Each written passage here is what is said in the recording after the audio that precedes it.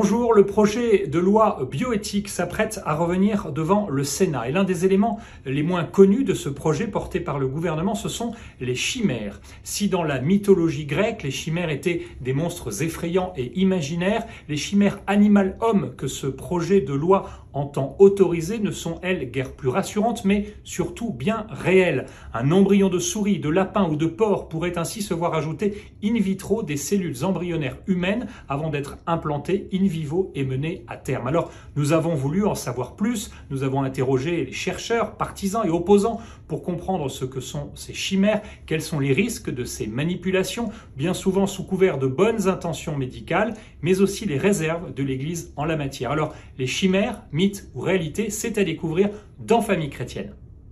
Dans France catholique cette semaine, 3e numéro de notre série sur Saint Joseph, vu comme patron des travailleurs. Et c'est justement un Joseph Touvenel de la CFTC, qui s'exprime dans nos colonnes pour nous dire combien la vision chrétienne du travail est fondamentale pour sortir du matérialisme et de la lutte des classes et pour retrouver une vision positive du travail comme une participation à la création.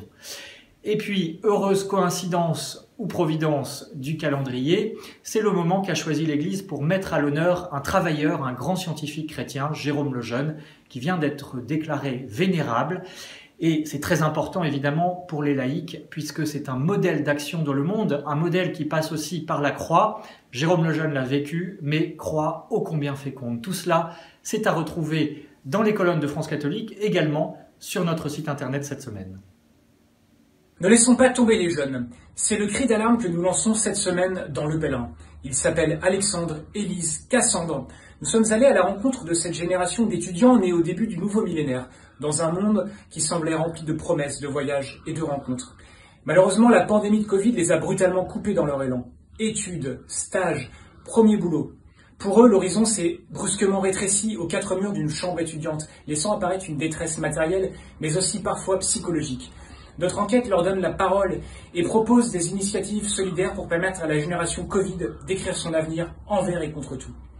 Enfin, ne manquez pas notre rencontre exceptionnelle avec le père Patrick Desbois. Depuis 2015, ce prêtre recueille en Irak les témoignages bouleversants des Yézidis, victimes de Daesh.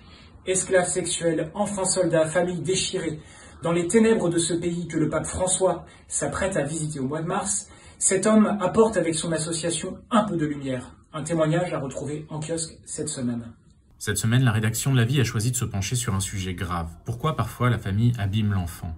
En essayant de comprendre comment des cas de maltraitance, qu'elles soient physiques, psychologiques ou sexuelles, dans les cas d'inceste, peuvent encore exister de façon si nombreuse aujourd'hui.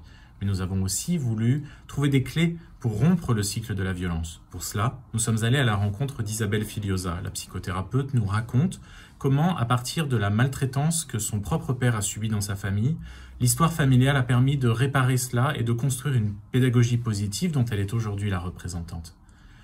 Dans ce numéro que vous pouvez retrouver en kiosque et sur notre application mobile, nous sommes également allés en reportage en Arménie, un pays qui pense ses plaies depuis sa défaite contre l'Azerbaïdjan en novembre et qui essaye, coûte que coûte, de se réinventer un avenir.